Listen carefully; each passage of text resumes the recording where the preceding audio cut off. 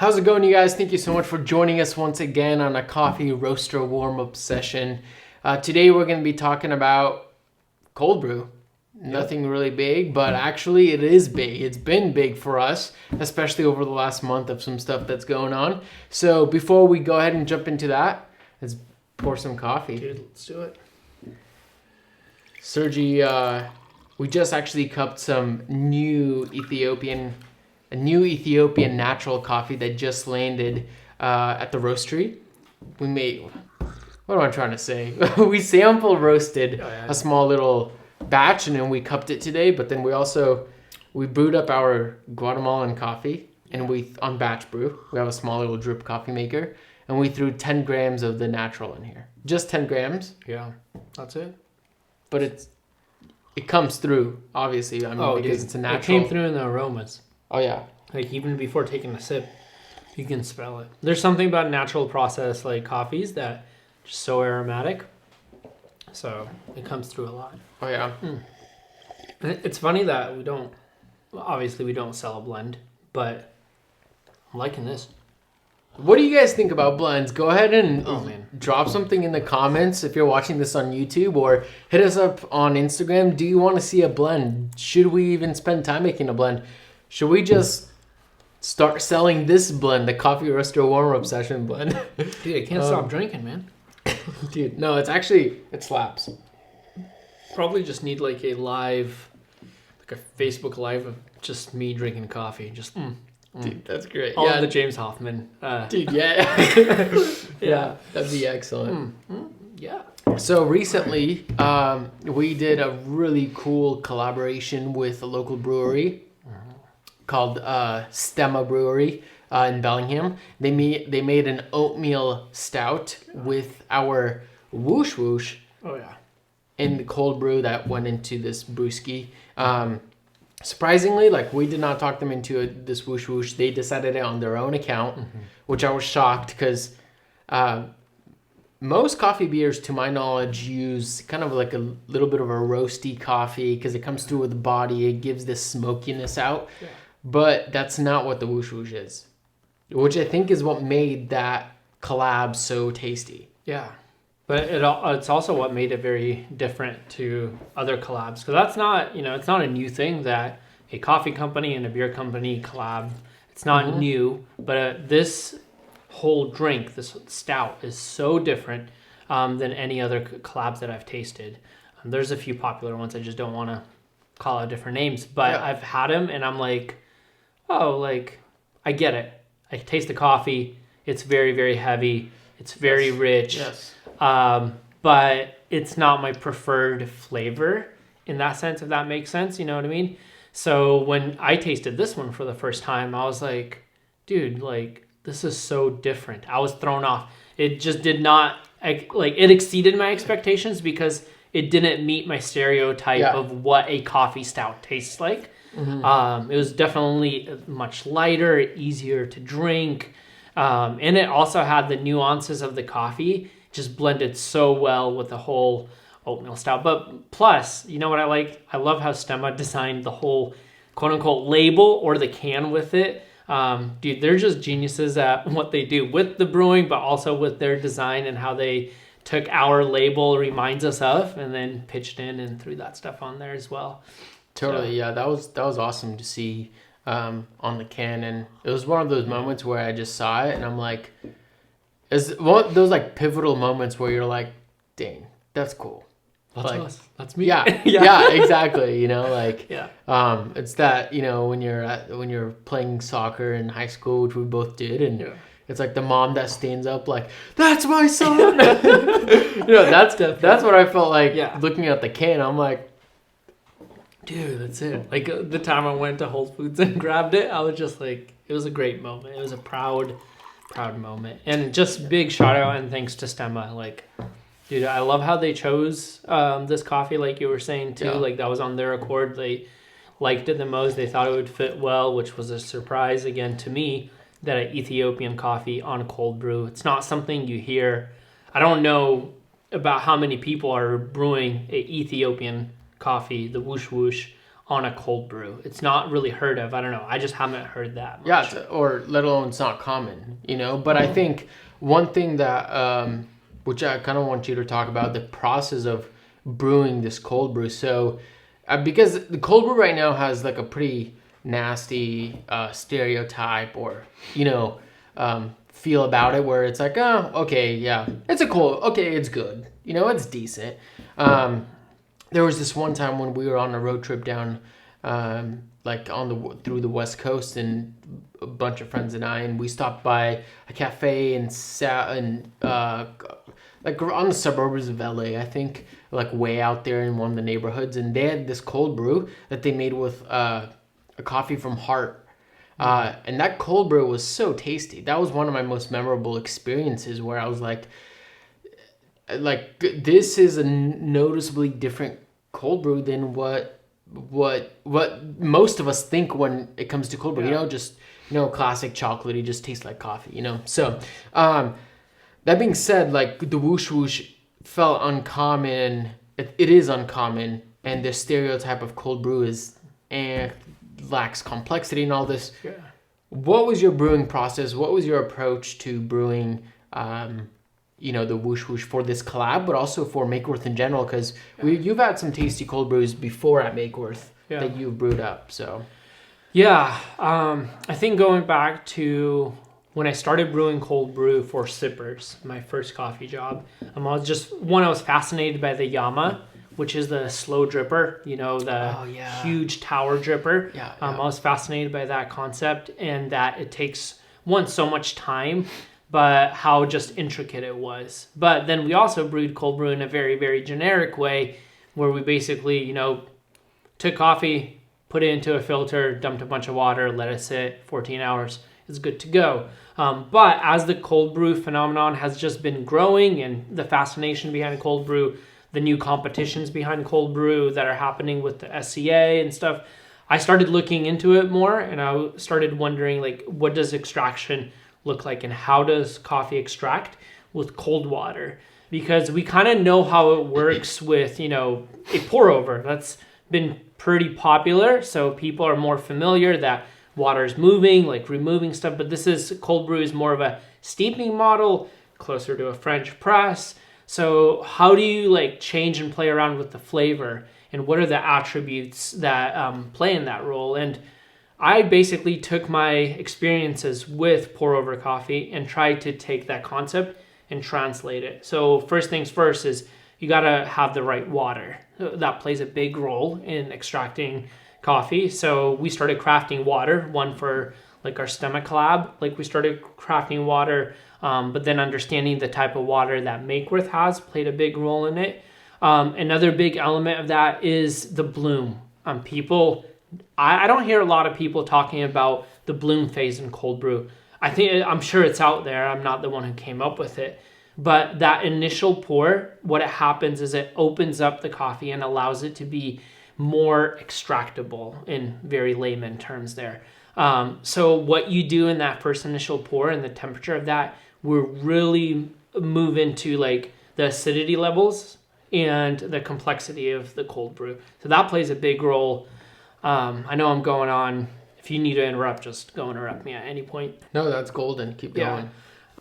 So then you have your water temp, but then also stereotypical grind size, definitely gonna affect the role. Like especially at Makeworth on the EK, like I experimented going from coarsest and finer and finding that balance. I usually keep my extraction time to a classic 12 hours.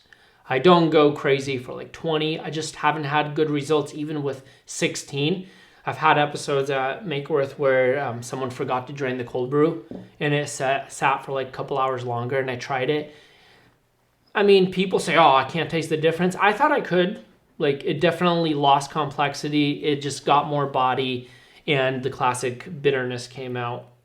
But so I think for the most part, the 12-hour classic, keep it at 12, 9 p.m. to 9 a.m., you're good to go. So that's the kind of not so big element, but the one that you also have to keep in mind. I'm not going to lie. When you told me hey, the cold brew needs to the cold brew needs to stop brewing at 9 a.m. Yeah. And I took it off at 9:30, 9:40. I was like, dude, this is gonna taste horrible. Now it's over extracted, but tried it. It still slapped, you know. Yeah. Still got the job done, but yeah, that was a great experience. Yeah.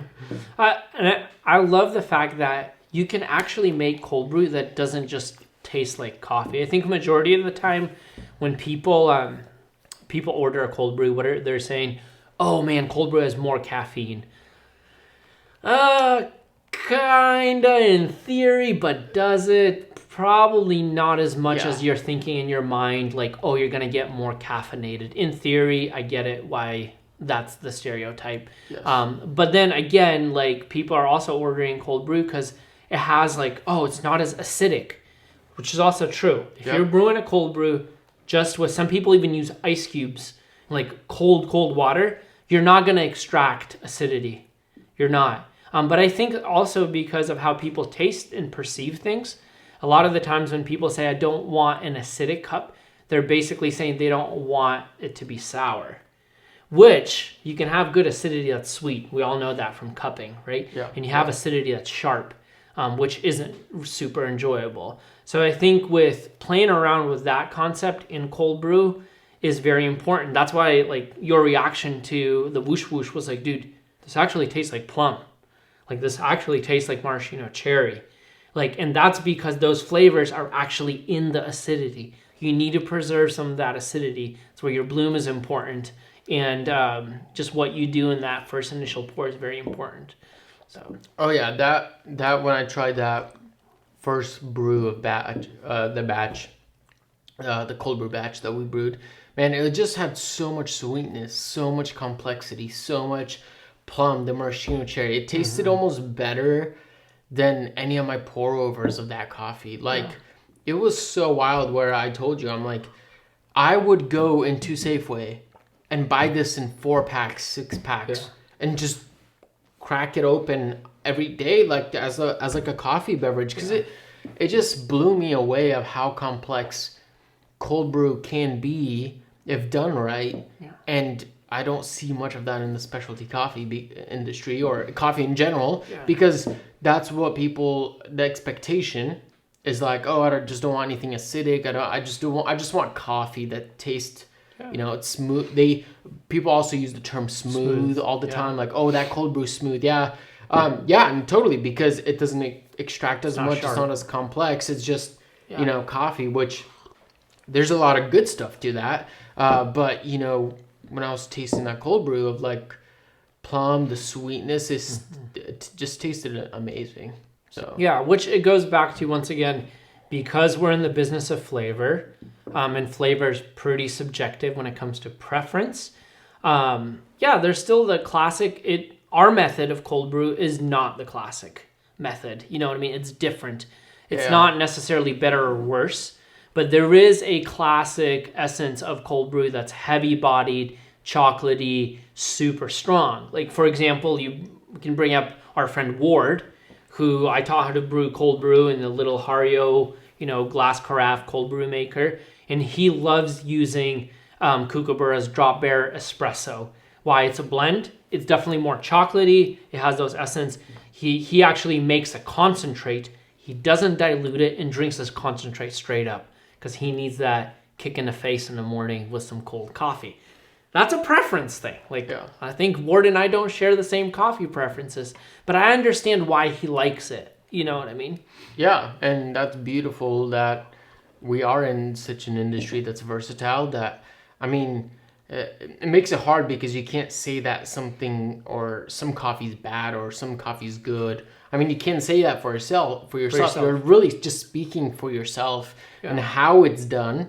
And you're saying, oh, they're doing it wrong. Well, you're just speaking for yourself as well. You know, somebody else is doing it the way they want, the way they like it, you know. But we always say, which I think I always say this to people, are always asking me like, hey man, what's the best coffee? Or what's the best coffee you've ever had? Or what kind of coffee should I be drinking? Am I drinking the wrong coffee? I'm like, listen, at the end of the day, do you like your coffee? You do? Great. keep drinking it. That's it. You don't need to change anything. If it's your preference, it's great. But if it doesn't hit your preference, if you're like, man, I just every day just like I just need the caffeine and I'm just gonna dump some creamer on there, make it fairly decent to enjoy and then get on with my day. That's when I'm like, hey, but let's get you the caffeine kick, but then also let's get you something tasty. That's you're gonna wake up to, you're gonna enjoy this cup of coffee, you're gonna savor every sip, but then you're also gonna be energized, with all the good stuff. But you also mentioned Ward. Give us, like, in a nutshell, what's the best way for people to make cold brew at home? Yeah. Easy. You can start with a French press. That's the easiest way to start with, is putting some coffee grounds, dumping some water over it, let it sit in the fridge. You know what I mean? You can go as easy as that. We can get into ratios, which my cold brew ratio, I believe, is more concentrated, so 1:12 ratio, and I grind a little coarser. It's an easy way to start. And you can still basically fill that French press up, let it sit in the fridge for 12 hours, and then strain it, and then drink it straight up or dilute it. But then you can also take it up a notch. Ward I introduced him with a Hario cold brew brewer. It's a glass brewer that has a plastic filter, like a plastic frame with a metal mesh. And you can put coffee in there once again and steep it like you would tea. That's a method. But my personal favorite is the Cold Brew Pro Junior by Brewista, or you can get it by the famous brand Toddy. That's where the idea of like cold brew toddies come from. But it's basically a 2-liter little bucket, and then it has a filter portion. You put in another paper filter, which for us, we shout out to Alto. We've been using Alto filters, which we've really enjoyed. So I'll put in an Alto filter in there, and then coffee, once again, 1:12 ratio, 1:12.1 to be exactly accurate, and then letting it brew, you know what I mean, like classic. So those are easy ways to start. And then once again, you can experiment with another element of agitation. Like when we're making cold brew in bigger batches, I usually agitate between like 2 or 3 pours. So I do 2 pulses, agitate, let it drain, and then add the remainder of my volume. You can do that. That helps. But yeah, I would say if you're just at home and you want some very good cold brew, just make it very, very simple. Do a French press or buy the Cold Brew Pro or Cold Brew Junior, not the Pro. Yeah. I mean, that being said, what should people be looking out for coffee? Because I think one thing that I keep seeing all the time on the internet is like people are saying, is that coffee for espresso?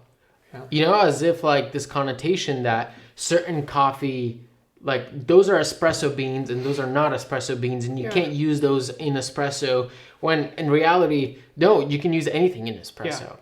And there's the reason why some things are called espresso beans or espresso coffee is because that means that the roasting company roasted it and blended it with the intention that you're going to be using an espresso machine to brew that coffee. While you could still make a pour over it, you can still make a French press, you can still make a batch brew drip coffee maker out of it. Yeah. So that's interchangeable. And same thing with single origin coffee that comes from one country, one farm specifically, like you can use that all across the board as well. Yeah. For cold brew, what kind of coffee would you recommend and why? I would say start with your drip coffee. Like, what are you drinking on drip and what are you enjoying on drip? Give that a run, because I think if you are used to drinking a certain origin or a certain blend on drip, it's very easy to use that as your comfort level and then explore outside of that. But start with that. You're comfortable with this coffee, you drink it every morning, give it a run at cold brew and see what you think of it. But then also don't limit yourself to that. Like, go and explore, because cold brew is going to extract different coffees differently. So maybe you didn't like a natural on pour over. It was kind of too funky for you, but maybe you'll like it cold. So that's a very, very good way to just, give it a try, especially if you have a smaller brewer or you do an experimental brew in a French press. You don't have to waste or use that much coffee. You can basically brew like 1 or 2 doses and give it a shot. But I think with that said, it's a preference thing. Like at Makeworth, we did the Guatemala Ayarza Natural on a cold brew. Like, it's kind of weird. Who does a natural on cold brew? I do. Like, you know what I mean? Like, I just went for it and I said, who knows what's going to happen? You know what I mean? So we did it. We put it on nitro, and I dosed up a cup for a gentleman one time, and he grabbed it, walked out. Before he left out the door, he returned, and he's like, He's like, is there something wrong with your guys' lines? Like, it kind of tastes like a wine, like a fermenty flavor. Yeah. And I was like, dude, yes. Like, I was so pumped about that. I'm like, first, you've got a great palate, sir. Two, yes, nailed it, dude. You're tasting flavor notes in a cold brew. Like, you know what I mean? Like, it threw that guy, like, just threw him off. He was just like, wait, what am I tasting here? Do I really like this? And I explained the process for him. One, it's a natural, but two, we brew cold brew a little different here. And he was so fascinated by it, and he was like, not sure if I like this, but you know what? I'm going to drink it. Yeah, and I was like, dude, no, I'll give you something else. He's like, no, I'm actually going to drink this. This is okay. And then I've had other, like, people who've never had cold brew, tried our cold brew, and are like, dude, I get that every single time. I still get fascinated with seeing someone drink a whole pint, like 16 ounces of nitro cold brew. I can't do that. It's too much for me. Yeah. But seeing people do that, I'm like, let's go. Yeah. That's great. I remember very similar situation with like working at Primer back when it was still open, and just like letting people try coffees that they've never had before ever, you know, and people are like, oh, you do that pour over thing, like, can you make me a pour over? I'm like, do you have a preference? He's like, oh, just make me a pour over. And then you make him like a natural or something, and it just like absolutely bonkers, and they're like, dude, why does this taste like blueberries? Yeah. I'm like, good sir, that is coffee. Yeah. Good sir. Yeah. You know, so. Speaking of stories, I love good coffee, like enlightenment stories. Oh, this yeah. older guy come in and get a batch. He ran out of batch. And I mean, he was like in his 60s. Ran out of batch brew, and I'm like, dude, can I make you a cold brew or a pour over? He's like, I don't know what that is. I'm like, it's just, I'll make you a coffee, like just a single like serving coffee just for you. He's like, sure. And I'm like, I've got this kind of weird coffee. Like, is that okay? He's like, yeah. I'm like, kind of tastes like berries. He's like, well, that's weird. Okay. Like, so in his mind, I can see that he's like, man, this is a flavored coffee. Yeah, so I give it to him. I ask him to try it black. He's fascinated by it. Next day or next few days, he comes back, and I'm still working POS, and I'm like, oh, hey, welcome back. He's like, hey, do you have that nuts and berries coffee? He's like, done berries and some kind of berry coffee. I'm like, yes, sir. Let's do another pour over. That's so beautiful. Dude, I love stories. I've had some interesting responses. I've had some, I mean, I don't know. This is a safe for all kids podcast, but I've had a guy who had a pour over, and he's like, dude, this is better than sex.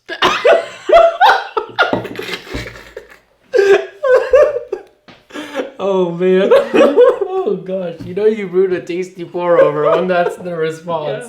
Yeah. That's great. Yeah, no, coffee enlightenment stories are the best. Like, it's just so cool. People like not tasting something that they're not used to, and I mean, the specialty coffee industry is pretty young still. Like, it's crazy of how like just over the last 15 years we've had advancements in technology and opportunities to be able to come up with be able to produce and make coffee get into the cup the way it does right now. Like, it's crazy. We live in a very like iconic time in coffee history that was never actually possible ever. Yeah. And that's pretty wild to me. But yeah, we're gonna wrap up. Any final thoughts on cold brew? I think last thing, don't underestimate it. You know what I mean? Experiment with it. Keep brewing it. Try to enjoy cold coffee, even if it's not your normal drink. Yeah, that's excellent. Yeah. That's cool. Sweet. Well, thank you guys so much. Hope you guys enjoyed this talk on cold brew. Go ahead and give us a subscribe on YouTube if you're watching this on YouTube. If you're watching this on IGTV, on Instagram.